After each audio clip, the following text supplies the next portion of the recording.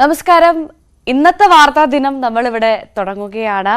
എല്ലാ പ്രേക്ഷകരെയും സ്വാഗതം ചെയ്യുകയാണ് ആദ്യ വാർത്തയിലേക്ക്. എല്ലാവർക്കും നല്ലൊരു ദിവസം ആശംസിക്കുന്നു. ഒരു അവധി ദിവസം കഴിഞ്ഞൊരു ഞായറാഴ്ച കഴിഞ്ഞൊരു പ്രവൃത്തി ദിവസത്തിലേക്ക് നമ്മൾ കടക്കുമ്പോൾ വാർത്തകൾക്ക് യാതൊരു കുറവുമില്ല. എന്തായാലും സംസ്ഥാനത്ത് നല്ല ചൂടാണ്. വാർത്തകൾക്കും ചൂടിന് യാതൊരു കുറവുമില്ല. തിരഞ്ഞെടുപ്പ് ചൂടിലേക്ക് സംസ്ഥാനം കടക്കുമ്പോൾ നിരവധി അത്തരത്തിലുള്ള വാർത്തകളുണ്ട്. അതോടൊപ്പം തന്നെ ഇന്ന് പ്രധാനമായും SSLC പരീക്ഷ ആരംഭിക്കുകയാണ്. വിദ്യാർത്ഥികൾക്കും നല്ല മത്സര പരീക്ഷ ചൂടാണ്. അക്കാര്യത്തിലും തർക്കമില്ല. എന്തായാലും വിദ്യാർത്ഥികൾ എല്ലാവരും പ്രത്യേകിച്ചും SSLC പരീക്ഷ എന്ന വിദ്യാർത്ഥികൾ നല്ല രീതിയിൽ പരീക്ഷ എഴുതുക. വിജയാശംസകൾ.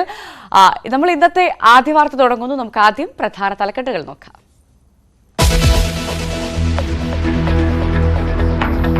പൂക്കോട് മരണത്തിൽ ഇന്നും തെളിവെടുപ്പ്.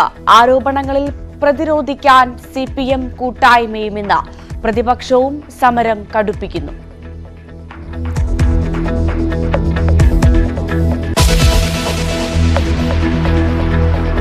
സർക്കാർ ജീവനക്കാർക്ക് ഇന്നെങ്കിലും ശമ്പളം കിട്ടുമോ? ഉച്ചയോടെ നൽകുമെന്ന പ്രതീക്ഷയിൽ ധനവകുപ്പ്. ഇന്ന് മുതൽ സെക്രട്ടേറിയറ്റിന് മുൻപിൽ ആക്ഷൻ കൗൺസിലിന്റെ സമരം.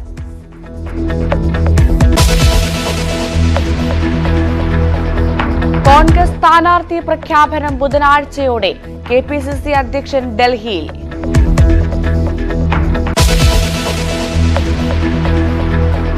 SSLC പരീക്ഷയ്ക്ക് ഇന്ന് തുടക്കം. 4.5 ലക്ഷത്തോളം വിദ്യാർത്ഥികൾ പരീക്ഷ എഴുതും. കേരളത്തിലും ലക്ഷദ്വീപിലും ഗൾഫിലുമായി 2971 പരീക്ഷാ കേന്ദ്രങ്ങൾ.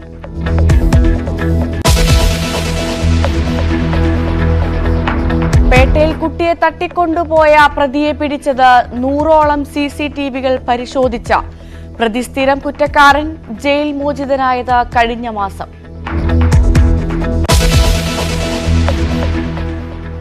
ഒരിക്കൽ കൂടി എല്ലാ പ്രേക്ഷകരെയും ആദ്യ വാർത്തയിലേക്ക് സ്വാഗതം ചെയ്യുകയാണ്. കഴിഞ്ഞ കുറച്ച് ദിവസമായി നമ്മളുടെ വാർത്തകളുടെ ശ്രദ്ധാകേന്ദ്രം വയനാട് പൂക്കോട് ക്യാമ്പസാണ്. ആ വാർത്തയിലേക്ക് തന്നെയാണ് നമ്മൾ ഇന്നും ആദ്യം കടക്കുന്നത്.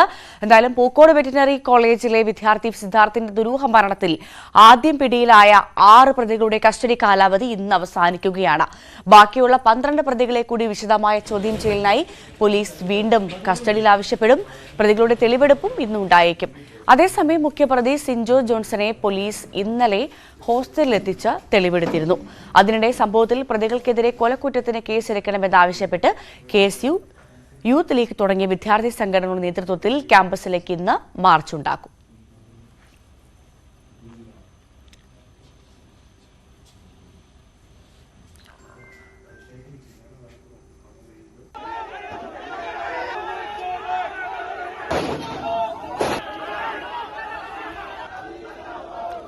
അതേസമയം സിദ്ധാർത്ഥിന്റെ മരണത്തിൽ പ്രതിപക്ഷ യുവജന സംഘടനകൾ സമരം ശക്തമാക്കുകയാണ്. കോൺഗ്രസിന്റെ പോഷക സംഘടനകളുടെ നേതൃത്വത്തിൽ സെക്രട്ടേറിയറ്റ് മുന്നിൽ ഇന്ന് മാധ്യമ സമ്മേളനവും നടക്കും. മഹിളാ കോൺഗ്രസും KSUവും യൂത്ത് കോൺഗ്രസും സംയുക്തമായാണ് സമ്മേളനത്തിന്റെ ഭാഗമാവുക. സംസ്ഥാനത്തെ മുഴുവൻ ക്യാമ്പസുകളിലേക്കും SFIയുടെ അക്രമ രാഷ്ട്രീയ ശൈലിക്കെതിരെ പ്രതിഷേധം ശക്തമാക്കാനാണ് യുവജന സംഘടനകളുടെ തീരുമാനം.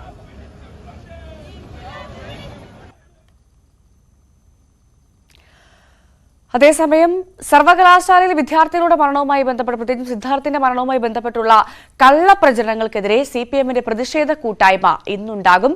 CPM കൽപ്പറ്റ നിയോജക മണ്ഡലം കമ്മിറ്റിയുടെ നേതൃത്വത്തിൽ വൈകിട്ട് 4-ന് സർവകലാശാലയ്ക്ക് മുൻപിലാണ് പരിപാടി സംഘടിപ്പിക്കുക.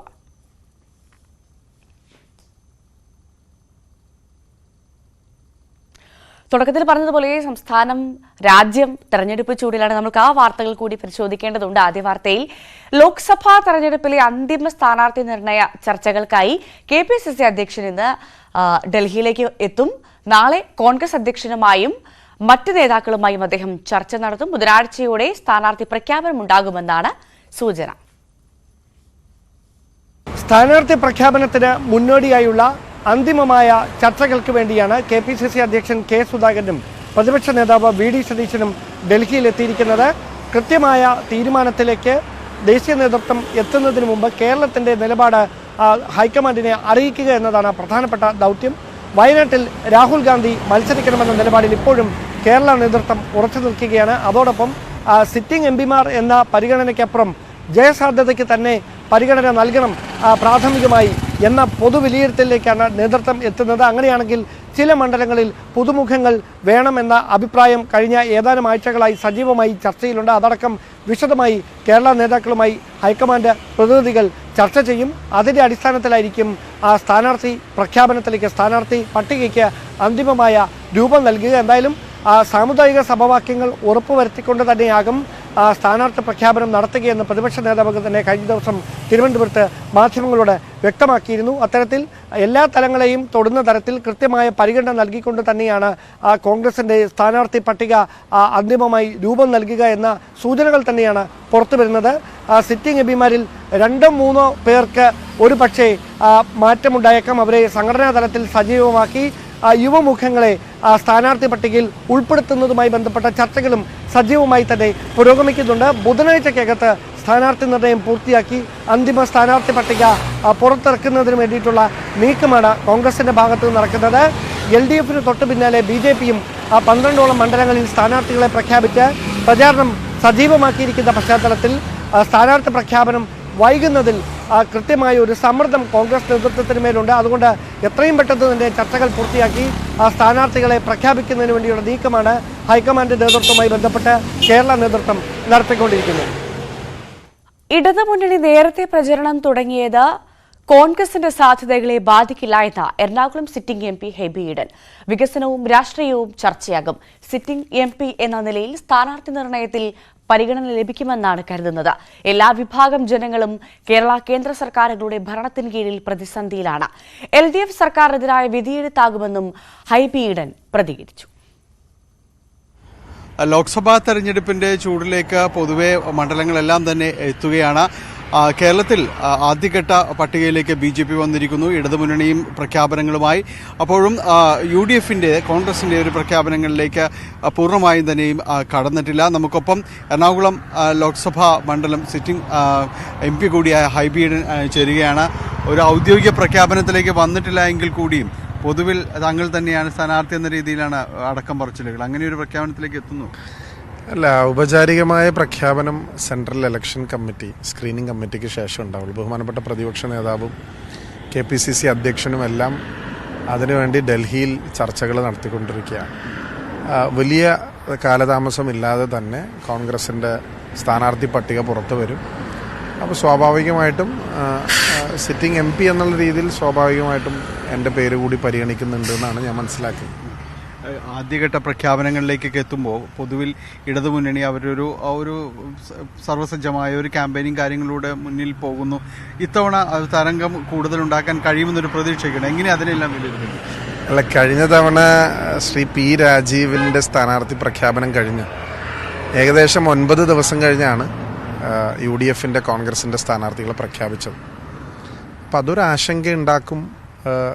അതിനുള്ള യാതൊരു സാധ്യതയുമില്ല. മണ്ഡലത്തിൽ എന്താണ് ചർച്ചയാവേണ്ടത്, അല്ലെങ്കിൽ എന്താണ് ഉയർത്തിക്കാട്ടാൻ ശ്രമിക്കുന്നത്? അല്ല, ഞാൻ പറഞ്ഞല്ലോ, ഇന്നിൻ്റെ രാഷ്ട്രീയ സാഹചര്യത്തിൽ കേന്ദ്ര സർക്കാരിൻ്റെ എല്ലാ ജനാധിപത്യ വിരുദ്ധ പ്രവർത്തനങ്ങളും ചർച്ച ചെയ്യപ്പെടണം. ഞങ്ങളുടെ പ്രവർത്തകരും ഞങ്ങളുടെ സഹപ്രവർത്തകരും വീട് വീടാന്തരം കയറുന്നത് സ്വാഭാവികമായിട്ടും രാഷ്ട്രീയം പറഞ്ഞുകൊണ്ട് തന്നെ ആയിരിക്കും. അതിൽ ജനപ്രതിനിധി എന്നുള്ള രീതിയിൽ 1% എന്നെ കൂടി വിലയിരുത്തുന്ന ഒരു തെരഞ്ഞെടുപ്പായിരിക്കും ഒരു പരിധിവരെ.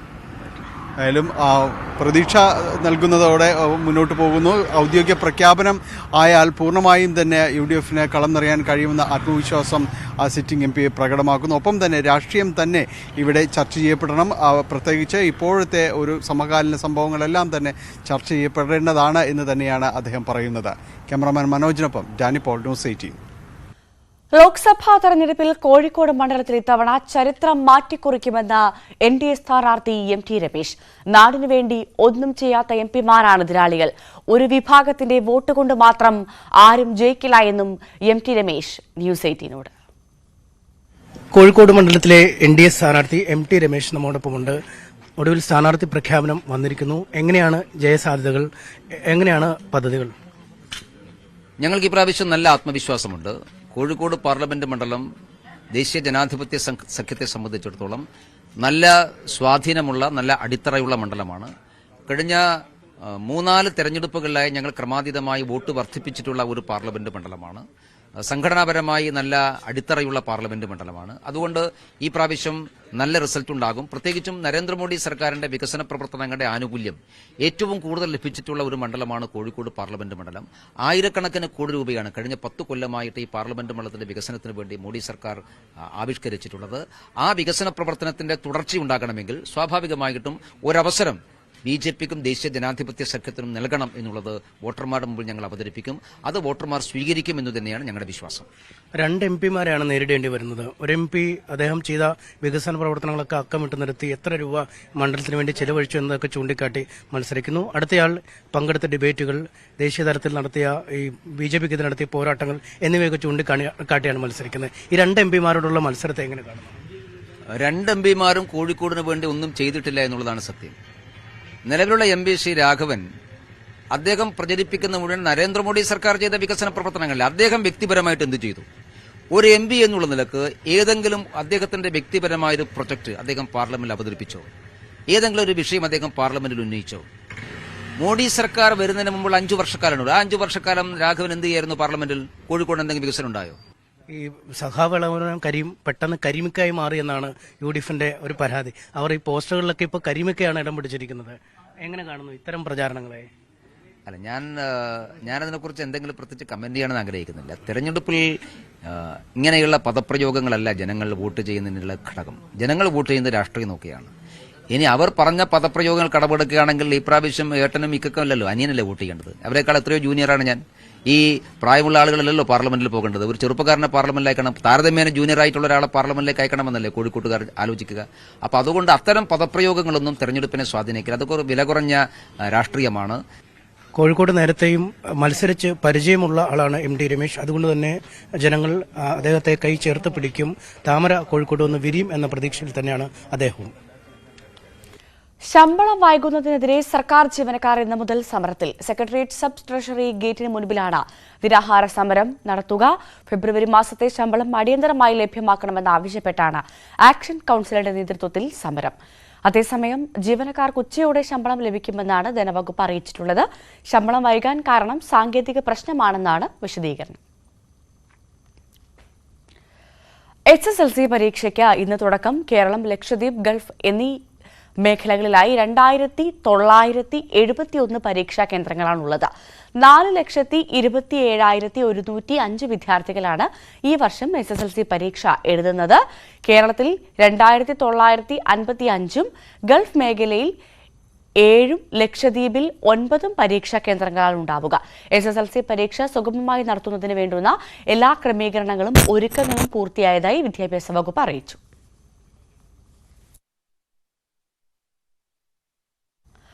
തിരുവനന്തപുരം പേട്ടയിൽ 2 വയസ്സുകാരിയെ തട്ടിക്കൊണ്ടുപോയ കേസിലെ പ്രതി പിടിയിൽ.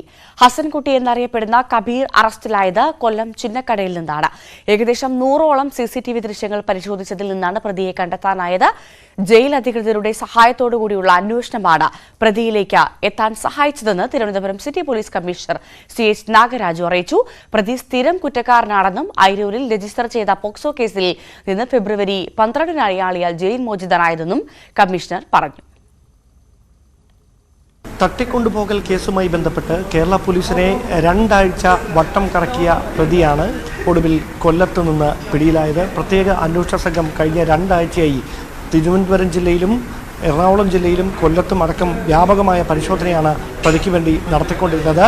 ഹസൻകുട്ടി എന്ന പേരിൽ അറിയപ്പെടുന്ന കബീറാണ് അന്വേഷണ സംഘത്തിൻ്റെ പിടിയിലായിരിക്കുന്നത്. ഇയാളെ പ്രാഥമികമായ ചോദ്യം ചെയ്യലിന് ഉന്നത ഉദ്യോഗസ്ഥരുടെ നേതൃത്വത്തിൽ വിധേയനാക്കുകയും ചെയ്തു. ആ അന്വേഷണത്തിൽ ഇപ്പോൾ വ്യക്തമായിരിക്കുന്ന കാര്യം പ്രതി ഹാബിച്വലായി ഇത്തരത്തിൽ പോക്സോ കേസുകളിൽ പെടുന്ന ഒരു സ്വഭാവക്കാരൻ ആണ് എന്ന് തന്നെയാണ്. കൊല്ലത്ത് ജയിൽ ശിക്ഷ കഴിഞ്ഞ ജനുവരി മാസം 12-ാം തീയതിയാണ് പുറത്തിറങ്ങിയത്. അതിനുശേഷം സമാനമായ കുറ്റകൃത്യങ്ങൾ നടത്താൻ പ്രതി ശ്രമിച്ചിട്ടുണ്ട്. 8ഓളം കേസുകളിൽ ഈ ഹസൻകുട്ടി നിലവിൽ പ്രതിയാണ്. ഈ സംഭവം ഉണ്ടാകുന്ന ഫെബ്രുവരി 18-ന് രാത്രി 10:30യോടെയാണ് ഇയാൾ ബ്രഹ്മോസിനടുത്ത കരിക്ക് കുടിക്കാൻ വേണ്ടി കടയിലെത്തുന്നത്. അങ്ങനെ കരിക്ക് കുടിക്കുന്നതിനിടയിലാണ് ഈ സംഭവം ഉണ്ടാകുന്ന സ്ഥലത്ത് ഈ കുഞ്ഞിനെ കാണുന്നത്, ഈ നാടോടി സംഘം കിടക്കുന്നത് കാണുന്നത്. അവിടെ നിന്നാണ് ഈ കുഞ്ഞിനെ തട്ടിക്കൊണ്ട് പോയത് എന്നാണ് സിറ്റി പോലീസ് കമ്മീഷണർ വ്യക്തമാക്കിയത്. ഇയാളുടെ ആ സമയത്തുള്ള ലൊക്കേഷനും ടൈമും എല്ലാം മാച്ച് ആയി കഴിഞ്ഞിട്ടാണ് ഇയാൾ ആണ് പ്രതി എന്ന് നമുക്ക് മനസ്സിലായത്. പ്രതിയുടെ പേര് ഹസൻ കുട്ടി അലിയാസ് കബീർ. ഇയാൾ പല കേസസുള്ള ആളാണ്. 8ഓളം കേസസ് ഓൺ റെക്കോർഡുണ്ട്. ഇയാൾക്ക് പോക്സോ കേസ് കൂടെ ഉണ്ട്. കഴിഞ്ഞ ജനുവരി മാസം 12-ാം തീയതിയാണ് ഇയാൾ ജയിലിൽ നിന്ന് ഇറങ്ങിയത്, കൊല്ലം ജയിലിൽ നിന്ന്.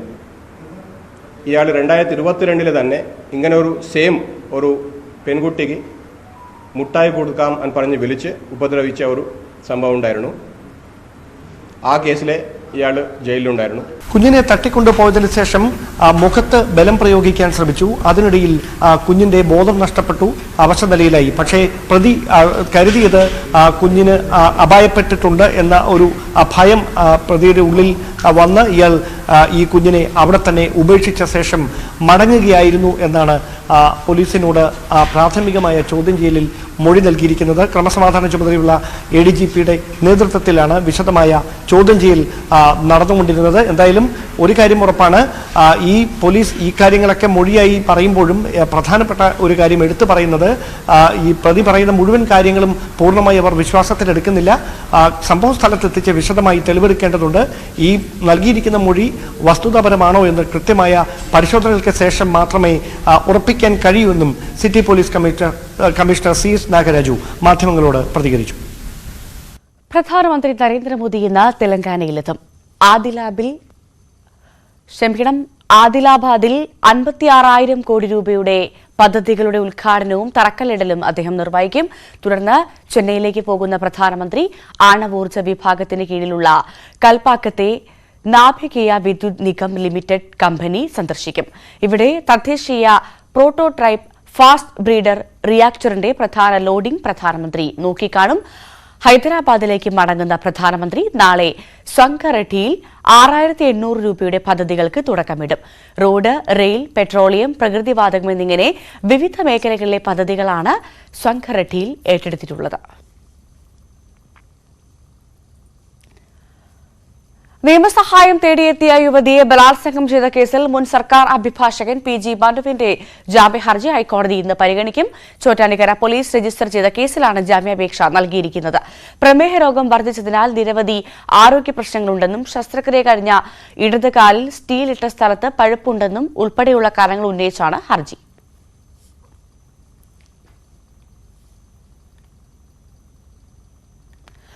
നമ്മളിതൊരു വ്യത്യസ്തമായ വാർത്തയിലേക്കാണ് പോകുന്നത്. കണ്ണൂർ പയ്യന്നൂർ കാപ്പാട്ട് കഴകത്തിൽ ഉഗ്രരൂപിണിയായ പുള്ളി ഭഗവതി തെയ്യം കെട്ടിയാടി.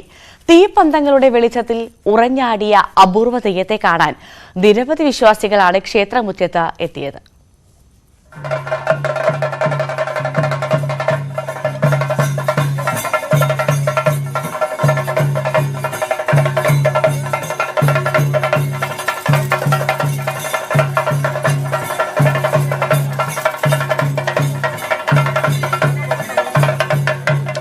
രൂപം കൊണ്ടും ഭാവം കൊണ്ടും ഭയാനകമായ തെയ്യക്കോലമാണ് പുള്ളി ഭഗവതി.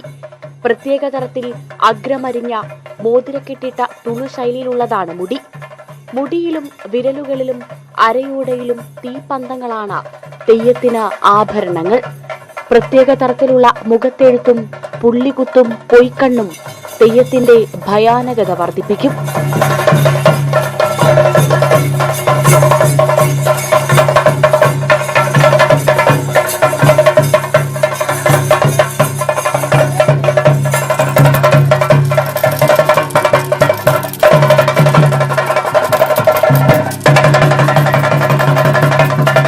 കാളിയാർമടയിൽ പിറവികൊണ്ട മൂർത്തി ചേടകവാളുകളുമായി വെള്ളാട്ട് ദേവത്താറെ കാണാനിറങ്ങി. ഉഗ്രഭാവത്തിൽ ദേവത്താറുടെ മുന്നിൽ പ്രത്യക്ഷപ്പെട്ട പുള്ളി ഭഗവതിയോട് എന്തിനാണ് വന്നതെന്ന് ദേവത്താർ ചോദിച്ചു. മനുഷ്യരെ ഭക്ഷിപ്പാൻ എന്ന മറുമൊഴിയിൽ കോപാകുലനായ ദേവത്താർ പുള്ളി ഭഗവതിയുടെ 2 കണ്ണും കുത്തിപ്പൊട്ടിച്ചു പറഞ്ഞയച്ചു എന്നാണ് ഐതിഹ്യം.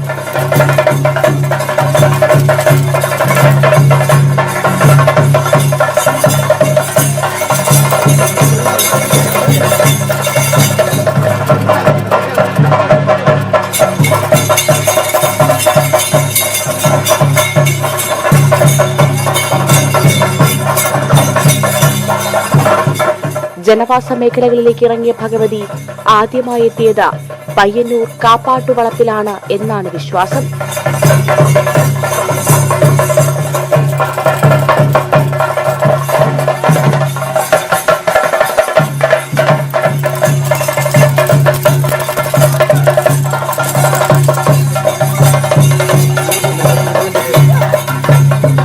ന്യൂസ് 18 പയ്യന്നൂർ. ദേവസ്വം മന്ത്രി കെ രാധാകൃഷ്ണൻ പമ്പയിലെത്തും. രാവിലെ 11 മണിക്ക് യോഗം ചേരും. പമ്പയിൽ അടുത്ത മണ്ഡലകാലത്തിനുള്ള ഒരുക്കങ്ങൾക്കും യോഗത്തിൽ തുടക്കമാകും. പാർക്കിംഗ് ഗ്രൌണ്ടിലെ ഒരുക്കങ്ങളും ടോയ്ലറ്റ്, സ്നാനഘട്ടം എന്നിവിടങ്ങളിലെ സൌകര്യ വികസിപ്പിക്കലും ചർച്ചയാകും. കാസർകോട് ചെറുവത്തൂരിൽ കുടുംബശ്രീ പ്രവർത്തകരുടെ തണ്ണിമത്തൻ കൃഷിയിൽ മികച്ച വിളവ്. പാട്ടത്തിനെടുത്ത 50 സെന്റ് ഭൂമിയിലായിരുന്നു കുടുംബശ്രീ പ്രവർത്തകരുടെ തണ്ണിമത്തൻ കൃഷി. ചെറുവത്തൂർ ഗ്രാമപഞ്ചായത്ത് കുടുംബശ്രീയുടെ മാതൃകാ കൃഷിത്തോട്ടമായ കൈതക്കാട് വാർഡിലെ ഉഷസ് JLC ഗ്രൂപ്പിന്റെ കൃഷിയിടത്തിലാണ് തണ്ണിമത്തൻ വിളവെടുത്തത്. ഗ്രൂപ്പ് അംഗങ്ങളായ M ചന്ദ്രമതി, K ദേവകി, കമലാക്ഷി, സുചിത്ര എന്നിവർ ചേർന്നാണ് കൃഷി ഇറക്കിയത്. തണ്ണിമത്തന് പുറമെ ഓണം സീസണിൽ ചെണ്ടുമല്ലിയും ചീരയും കൃഷി ചെയ്യാറുണ്ട്. ഏകദേശം 4 ക്വിന്റൽ തണ്ണിമത്തനാണ് ഇത്തവണ വിളവ് ലഭിച്ചത്. കഴിഞ്ഞ വർഷത്തെ അപേക്ഷിച്ച് വിളവിൽ കുറവ് വന്നെങ്കിലും കൃഷി ലാഭകരം തന്നെയാണ്. ഇതിനു പുറമെ കുടുംബശ്രീയിൽ നിന്നുള്ള ആനുകൂല്യങ്ങളും ഇവർക്ക് ലഭിക്കും. 50 സെന്റ് ഭൂമി പാട്ടത്തിനെടുത്ത് ഡിസംബറിലാണ് കൃഷി ഇറക്കിയത്. 65-ാം ദിവസം വിളവെടുക്കാറായപ്പോൾ തോട്ടത്തിൽ നിന്നും നേരിട്ട് വാങ്ങിക്കാനായി ആവശ്യക്കാരും കൃഷിയിടത്തിലെത്തി. ഗ്രാമപഞ്ചായത്ത് പ്രസിഡന്റ് CV പ്രമീള വിളവെടുപ്പ് ഉദ്ഘാടനം ചെയ്തു. വരും നാള് നമ്മുടെ കുടുംബശ്രീ പ്രവർത്തകരുടെ വലിയ രീതിയിലുള്ള ഒരു മാതൃകാപരമാവുന്ന ഒരു പ്രവർത്തനമാണ് നമ്മുടെ ഈ സഹോദരിമാർ ചെയ്തത്. ഏറ്റവും നന്നായി തന്നെ കുടുംബശ്രീയുടെ ചെയർപേഴ്സൺ ഉൾപ്പെടെയുള്ള CDS അംഗങ്ങളുടെ അല്ലെങ്കിൽ CDSന്റെ നേതൃത്വത്തിലുള്ള നല്ലൊരു കൈത്താങ് ഇവർക്ക് നൽകിയാണ് JLGയും അതുപോലെ തന്നെ മറ്റുള്ള സബ്സിഡിയൊക്കെ കൊടുത്തുകൊണ്ട് വരും കാലങ്ങളിൽ കുടുംബശ്രീക്ക് ഇതൊരു മുതൽക്കൂട്ടാവുമെന്ന കാര്യത്തിൽ സംശയമില്ല. CDS chairperson Sreeja Dileep, ward member Bushra, മറ്റ് ജനപ്രതിനിധികൾ, കുടുംബശ്രീ പ്രവർത്തകർ എന്നിവർ പങ്കെടുത്തു. ന്യൂസ് 18 ചെറുവത്തൂർ. തിരുവനന്തപുരത്തെ പ്രധാന വിനോദസഞ്ചാര മേഖലയായ വർക്കല പാപനാശത്ത് മാലിന്യ പ്രശ്നം രൂക്ഷം. റിസോർട്ടുകളിൽ നിന്നുള്ള സെപ്റ്റിക് മാലിന്യങ്ങൾ ബീച്ചിലേക്ക് ഒഴുകിയെത്തുന്നത് കാരണം വിനോദസഞ്ചാരികൾ മൂക്കും പൊത്തി പോവേണ്ട അവസ്ഥയാണ്.